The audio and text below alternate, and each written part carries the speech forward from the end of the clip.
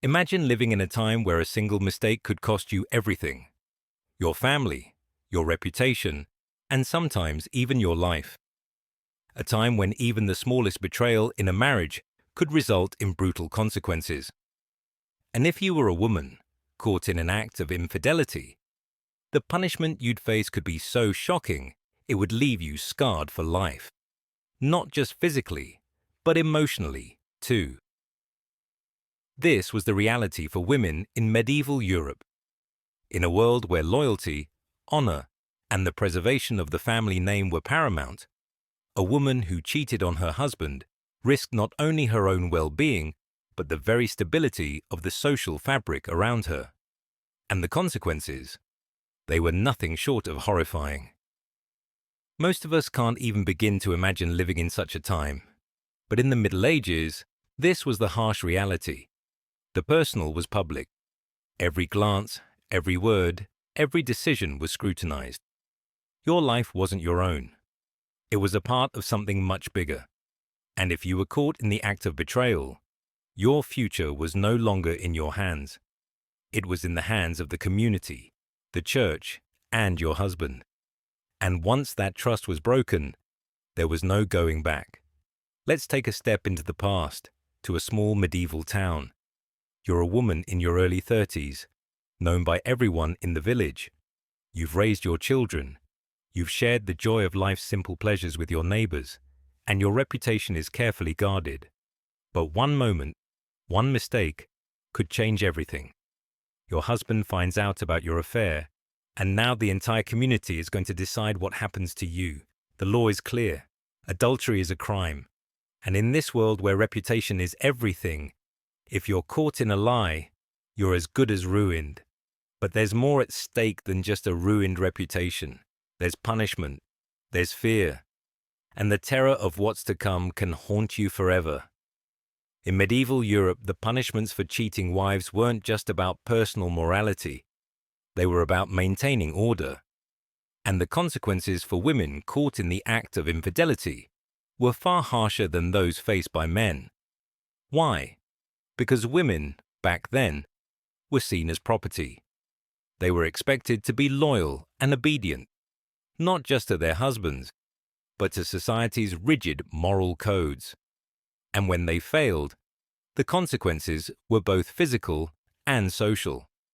They weren't just breaking the marriage bond, they were violating the very fabric of the world around them. So, what did society do to these women? What did they face when their infidelity was exposed? Let's take a look at some of the brutal punishments they had to endure. One of the most infamous punishments for a cheating wife was public humiliation.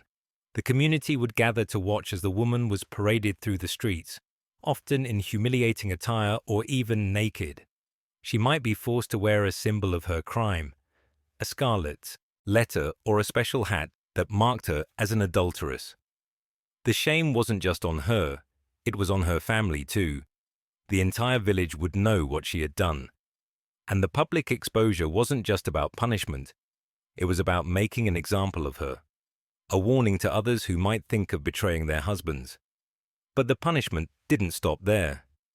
Some women were subjected to what was called a trial by ordeal. If they were accused of infidelity, they might be forced to undergo a brutal test to prove their innocence or guilt. One of the most terrifying methods was the ordeal by fire. In this trial, the accused woman would have to walk barefoot across hot coals or hold a red-hot iron in her hands. If she was burned or injured, it was taken as a sign of her guilt. If she managed to escape unscathed, it was seen as divine proof of her innocence. But the odds were never in her favor. Even if she was innocent, the ordeal could leave her with permanent physical scars. Then there was the ducking stool, another method of punishment. This was particularly brutal, as it involved strapping the accused woman into a chair and submerging her in a body of water.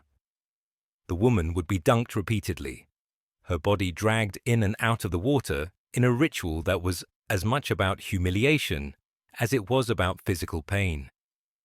Sometimes these public drownings were meant to kill the woman.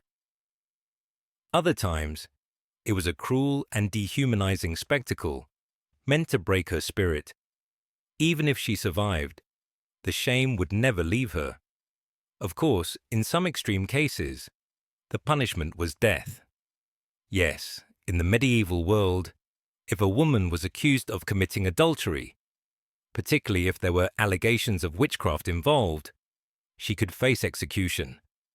This could mean being burned alive at the stake, a public spectacle that was designed to show the community the price of dishonoring the moral and social order.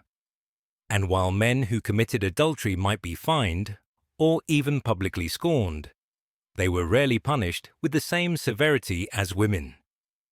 Men were expected to be sexually active, even outside of marriage, while women were expected to remain loyal, pure, and chaste. If a man strayed, it was seen as a failure in the woman's ability to keep him, but it didn't carry the same weight as the woman's own infidelity. What made this punishment even more severe for women was the fact that their crime wasn't just against their husband. It was an offense against the entire community.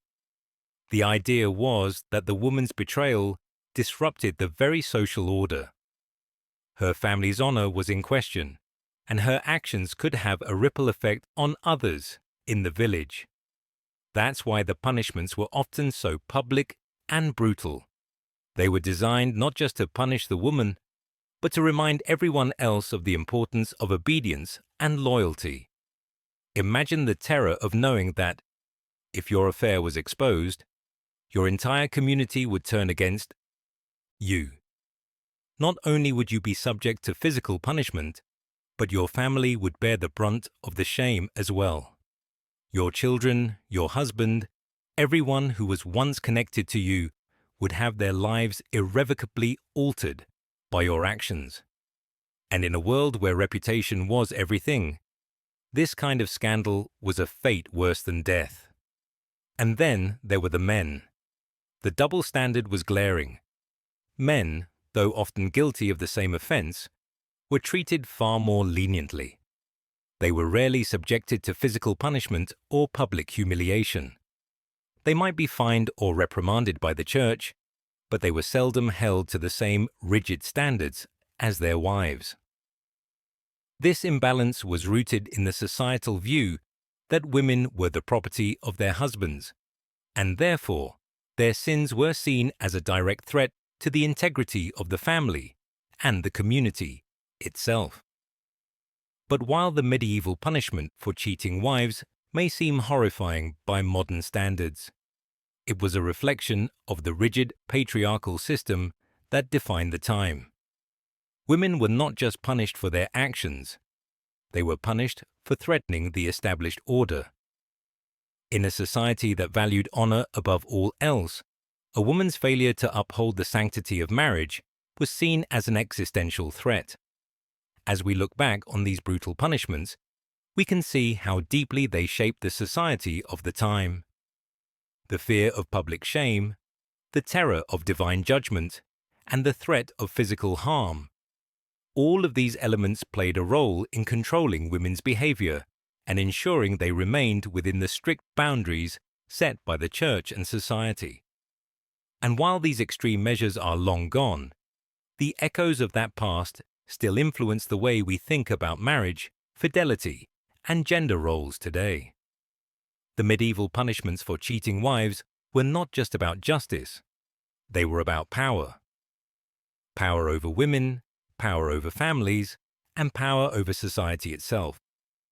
In many ways, the history of these punishments serves as a reminder of how far we've come in the fight for gender equality, but also a warning of how easily control can slip into cruelty when power is unchecked. Today, we look at these events with horror, but they remind us of the lessons we must continue to learn. While the forms of punishment have changed, the societal pressures and expectations surrounding marriage and fidelity are still present in many cultures. So, the next time you think about how far we've come, remember that the past was not always as forgiving, and sometimes the punishment for a single mistake could destroy your entire life. The punishments for cheating wives were part of a larger system of control that defined medieval European society. In a time where marriage wasn't about love, but about power, family, and reputation, a woman's infidelity was seen as a direct threat to the very structure of society. If a wife cheated, it was not just her husband's honor at stake, but the family's entire social standing. And the punishment she faced was severe, not only for the crime, but to send a clear message to the community. In this world, the church was the ultimate authority. It dictated not only spiritual matters, but also public morality. The church's role in adultery cases was paramount, deciding both guilt and the severity of punishment.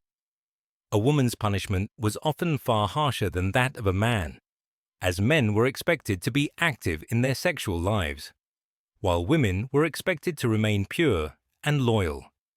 This double standard was deeply ingrained, with men facing only fines or mild reprimands, while women were subjected to brutal and public humiliation.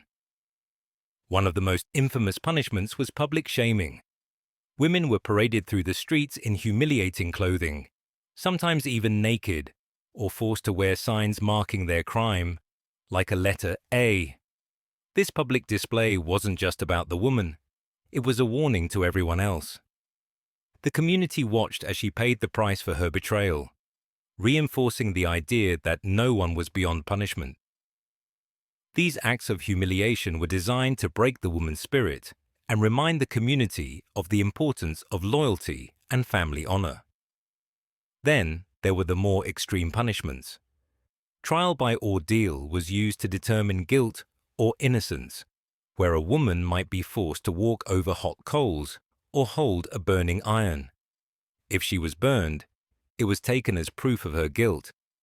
If she was unharmed, it was seen as divine intervention. But these trials often ended in suffering, whether the woman was innocent or not. And in the most extreme cases, execution was the final sentence. Women accused of adultery, particularly if they were also suspected of witchcraft, could be burned at the stake. This brutal punishment was not only for those found guilty, but also for sending a message to the community. Betrayal was punishable by death. Despite the horrific nature of these punishments, they were tied to a rigid system that controlled every aspect of a woman's life. Women were seen as the property of their husbands, their worth defined by their ability to maintain a faithful marriage. Their infidelity threatened not just the family, but the very foundation of society.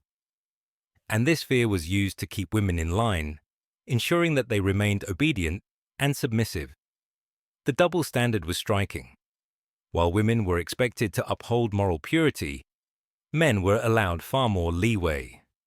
A man's affairs were often overlooked or accepted, but a woman's betrayal of her husband was seen as a catastrophic moral failure. This imbalance reflected the gender dynamics of the time, where women had little power or autonomy. In medieval Europe, a woman's life could be destroyed by a single mistake. The punishment for adultery was not just about the crime, but about maintaining control over women and reinforcing social order. Public humiliation, physical trials, and even death were all tools used to assert authority and preserve the patriarchal system. While these practices are long gone, their legacy still lingers in how we understand gender roles and morality today. These punishments were a form of control, a way to keep women in line and ensure the stability of a deeply patriarchal society. They left lasting scars on those who experienced them, shaping not only the lives of the women affected, but the culture of the time. And though we may look back in horror at these practices, they serve as a reminder of how easily fear, shame, and control can be used to manipulate entire populations.